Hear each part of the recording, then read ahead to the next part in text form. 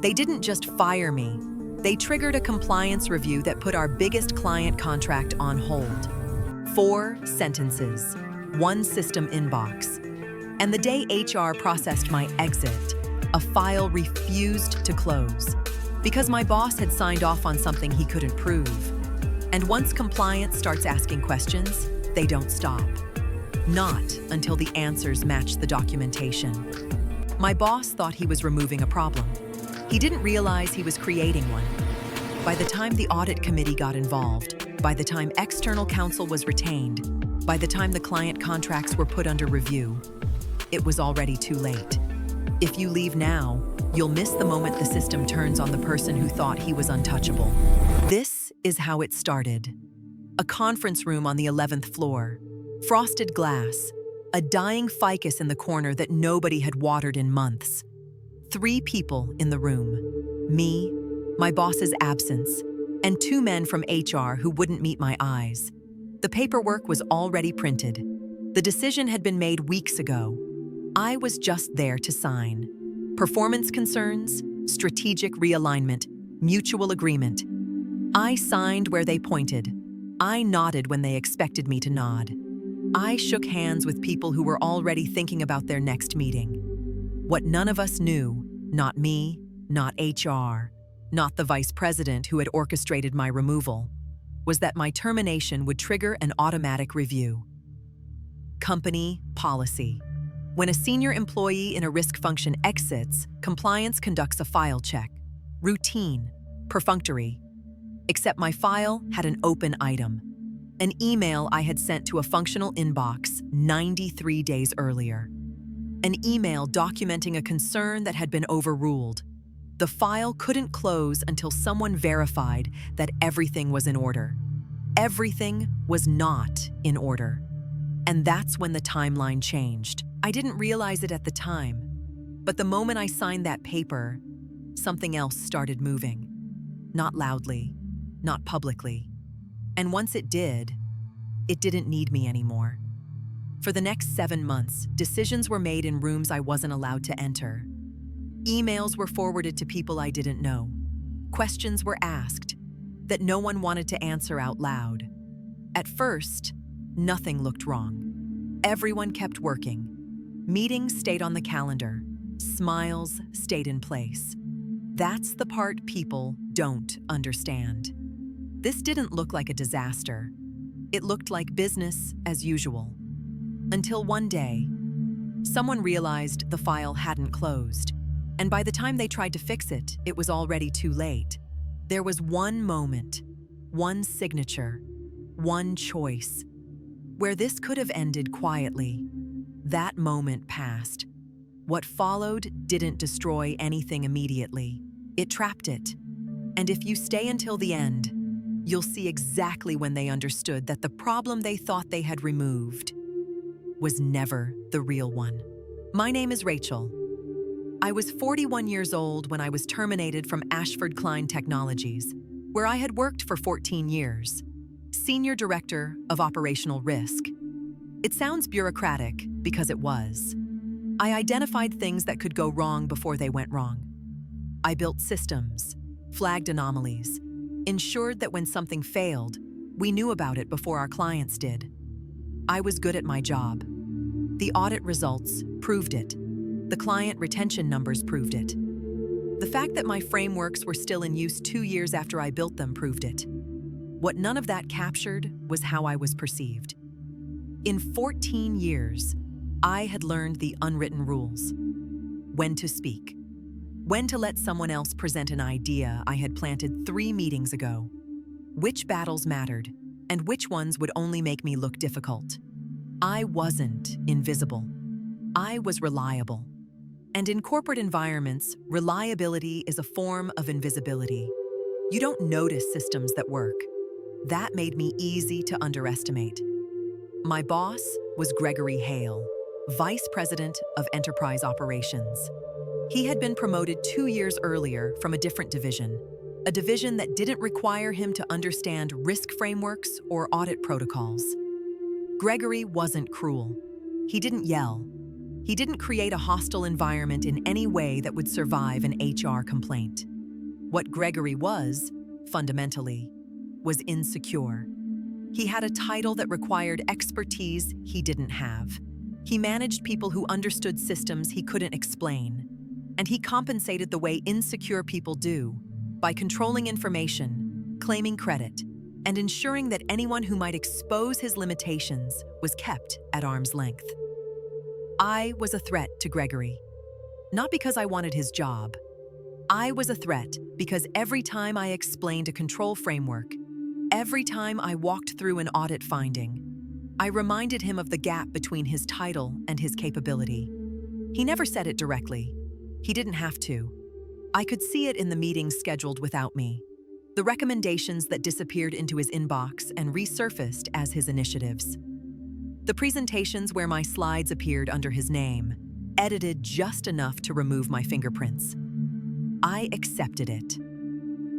That's what you do when you're 41 with a mortgage and a daughter who needs braces and a retirement account that isn't where it should be. You accept the small indignities because the alternative is uncertainty. And uncertainty is expensive. Then came the meeting that changed everything. Quarterly leadership review. Gregory was presenting operational metrics to the executive team. I had prepared the materials, 47 slides of risk assessments, control effectiveness scores, and trend analysis. I wasn't invited to present. I wasn't even invited to attend. I found out later from a colleague who mentioned it in passing, but that wasn't what changed things. What changed things was one line.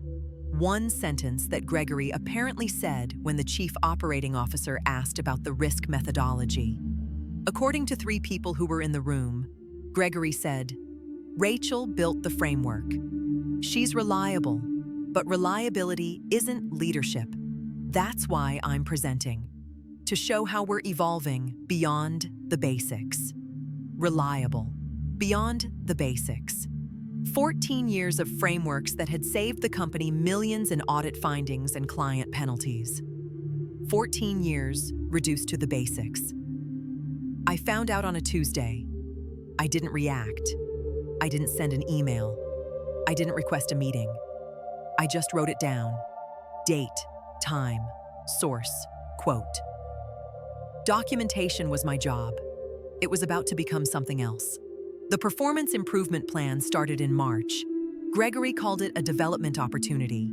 HR called it structured feedback. The documentation called it a PIP. I called it what it was: a paper trail for a termination that had already been decided. The first meeting was in a conference room I had never used before. Gregory sat on one side. Next to him was Walter Vance, Senior Manager of Employee Relations. Walter was in his early 40s. Efficient, procedural. He spoke in a tone that suggested he had delivered this exact speech several hundred times and had stopped feeling anything about it years ago. He wasn't unkind. He was simply policy first, which is its own form of unkindness. Gregory began, "Rachel, we've identified some areas where your performance hasn't met expectations." He slid a folder across the table. Inside was a document with my name at the top and a series of bullet points below. Communication issues, collaboration concerns, failure to align with departmental priorities, no specific incidents, no dates, no measurable failures, just language designed to sound serious while saying nothing that could be contested. I asked, "Can you provide specific examples?" Gregory glanced at Walter. Walter replied smoothly, "This isn't about relitigating the past. The PIP process is forward-looking. We establish clear expectations and provide support for meeting them." I understood then. The outcome was predetermined. Only the paperwork remained. I signed the PIP. Refusing would have been insubordination. Insubordination would have accelerated the timeline. So I signed. If you've ever watched your work get rewritten like you weren't in the room, you understand what the next 2 months felt like.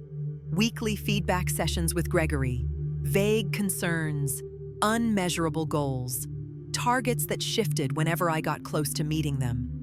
I documented everything: emails, dates, versions of reports before and after Gregory's edits, meeting invites I was excluded from, decisions made without the people who should have been consulted. Not because I was planning anything, because documentation was instinct. And instincts sometimes are the only thing that saves you. My daughter's name is Emma. She was 12. 12 is a difficult age, caught between childhood and something else, desperate for independence, terrified of being alone. I had missed a lot. I told myself it wasn't that much, but I didn't actually know. I was there for the big moments. Birthdays, the school play where she had 4 lines, but I wasn't there for the Tuesdays. The random questions about nothing, the silences that sometimes matter more than words. In April, Emma had a piano recital, her first solo performance. She had been practicing for 3 months, the same piece over and over until I heard it in my sleep.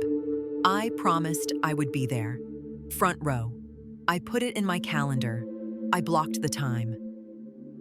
The morning of the recital, Gregory called an emergency meeting, audit preparation. The client review was in 2 weeks, and there were materials that needed to be finalized. I told him I had a commitment. He said, "The commitment can wait. The client can't." I called my sister. I asked her to record the recital. I told myself I would watch it that night, that it would be almost the same. When I got home, Emma was already in her room.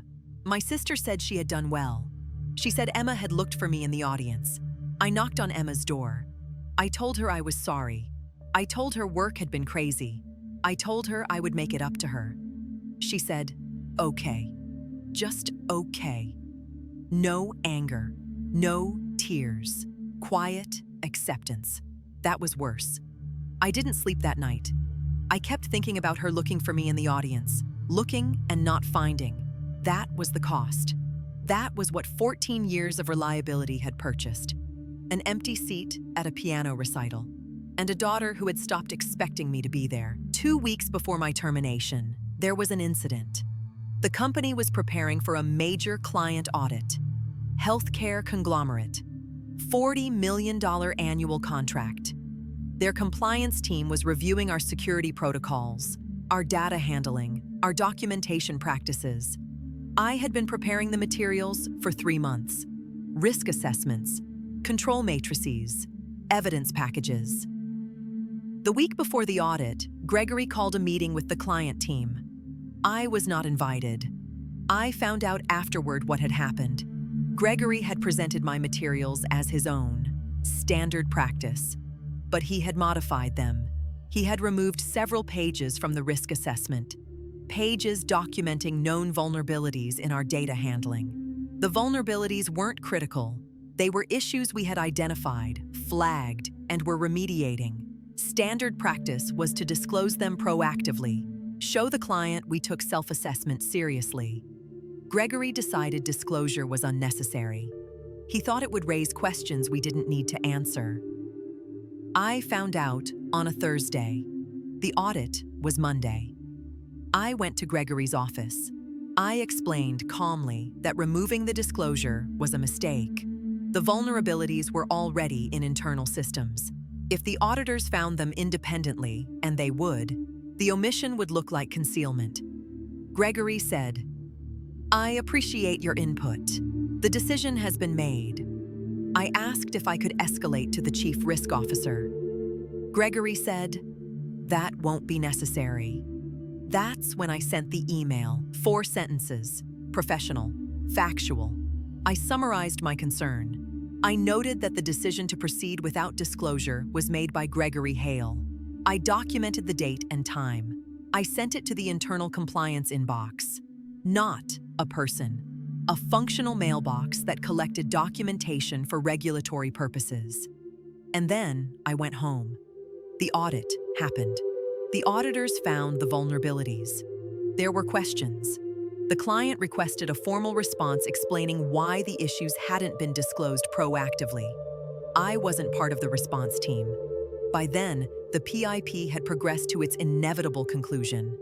But the email existed, sitting in a system, waiting. It looked small, until legal asked for it. The termination meeting was a Friday in July. Gregory wasn't there. Scheduling conflict, they said. Walter Vance was there. So was a woman I hadn't met. Senior counsel, present only as a neutral witness to ensure the paperwork was handled properly. Walter began. "Rachel, we've completed the review process. The decision has been made to end your employment effective today." He slid the folder across the table. Separation agreement. Release of claims. Standard language. I read it slowly. I asked about severance, about benefits, about references.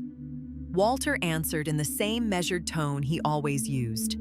When I finished reading, I signed. No argument. No raised voice. I had known this was coming for months. I turned in my badge. I collected my things. I left. What I didn't know, what nobody in that room knew, was that my termination had triggered an automatic review. Company policy. Senior employees in risk functions require a compliance file check upon exit. When they opened my file, they found the email. And they found a client notation requesting documentation of our internal decision-making regarding the audit. The file couldn't close. Questions needed answers. And the answers led somewhere no one expected. 3 weeks after my termination, my phone rang. Martin Webb, Associate Director of Corporate Compliance. He asked if I had time to answer questions about my tenure. I said yes. The conversation was brief. He asked about my role, my relationship with Gregory, the email I had sent before the audit. He asked if I had documentation supporting my concerns. I said I had copies of everything. He asked if I would be willing to share them. 2 days later, I met him at a coffee shop. I brought a USB drive containing 14 months of emails, meeting notes, and documentation. Organized chronologically, indexed. Martin reviewed the index. He thanked me for my time. He said someone might be in touch. I went home. I made dinner for Emma. I didn't think about it again. What I learned later was that my documentation answered some questions and raised others. The compliance team had been reviewing the audit incident as contained. A single decision, a single omission. But my files showed a pattern.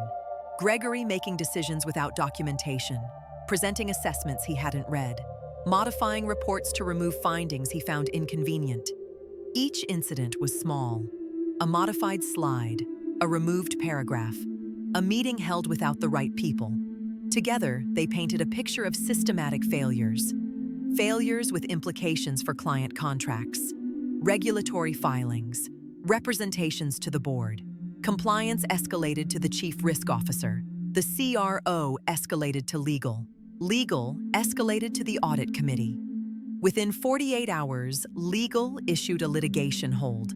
That meant nobody could delete anything. Nothing could be cleaned up. The story was frozen in email threads and calendar invites. And somewhere in that chain, a decision was made. An external firm would conduct an independent review. The scope: all decisions made by senior leadership in the operational risk function over 18 months. All decisions, including the decision to terminate me. That was the last reversible decision. After that, it was just process. Nobody asked my permission. Nobody told me it was happening. But that was the moment. The point of no return. The system had identified an anomaly, and the system required resolution. If you're still here, you already know this isn't just a story.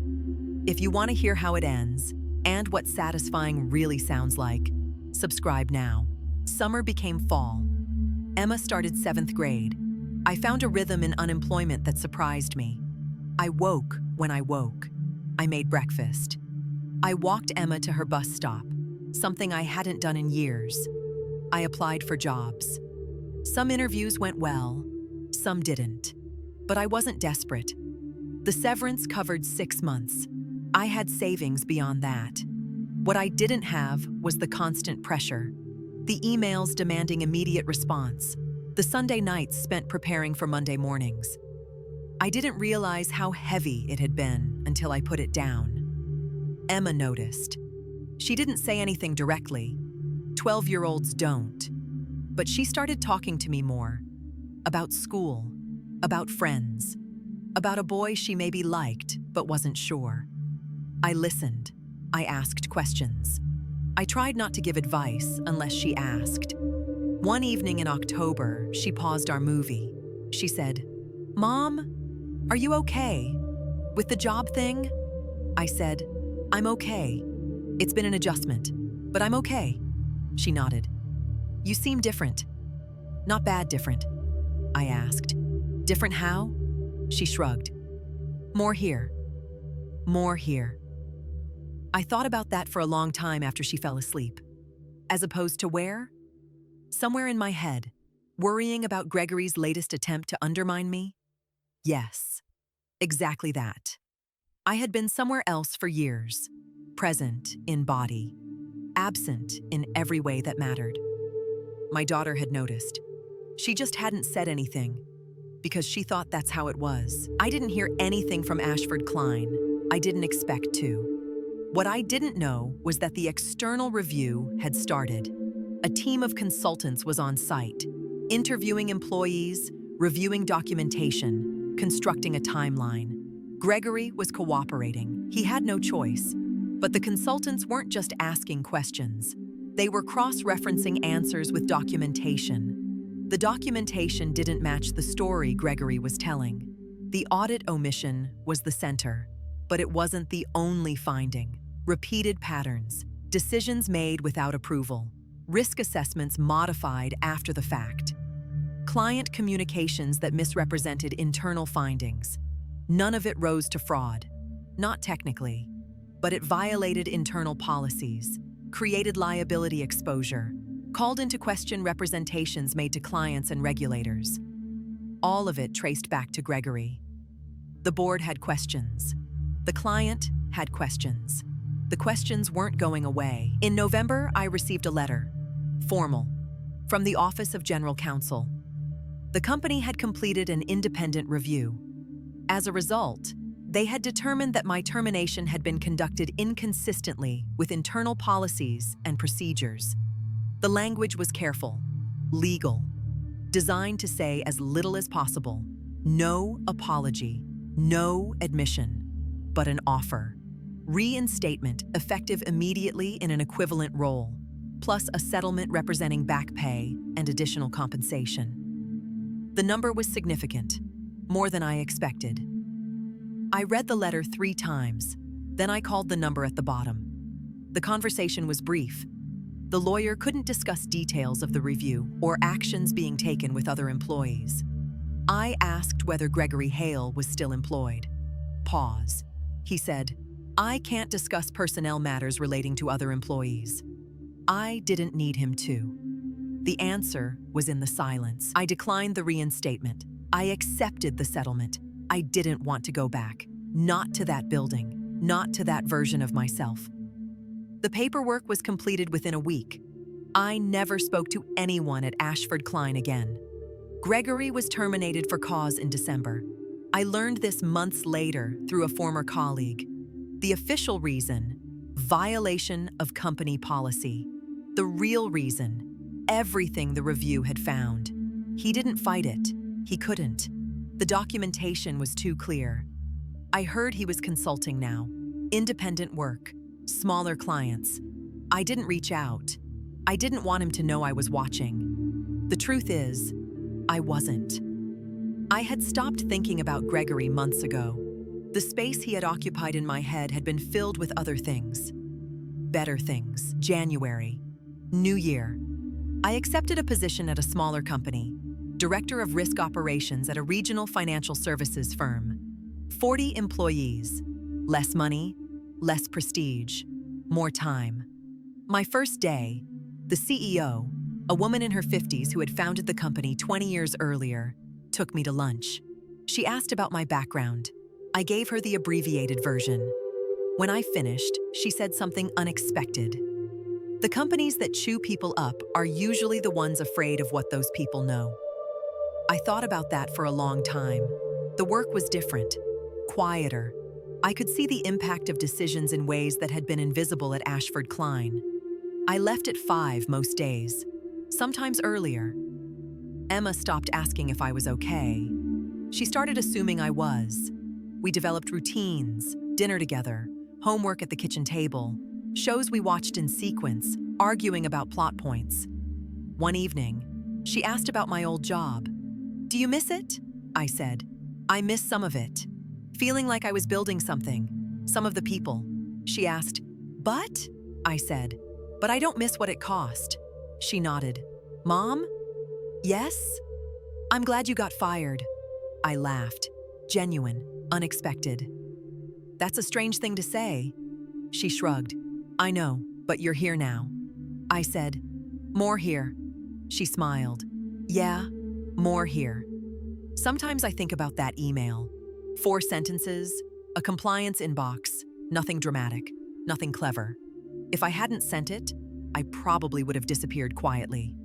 Another senior employee managed out, another file closed, but I did send it. Not as a strategy, just as documentation. And that was enough. Emma is 13 now, taller than I expect, smarter than I realize. She asked me once what I learned from all of it. I looked at her, sitting at the kitchen table, homework spread out, waiting for an answer. I said, "Some things aren't worth what they cost, and some exits are actually entrances." Later that night, after she was asleep, I turned off the kitchen light. The house was quiet. Nothing in my life felt urgent. I was fired. Compliance asked questions. The system did what systems do. And I'm here now. More here. If someone you know is stuck in a quiet PIP, send them this. And tell me in the comments, what did your workplace call it?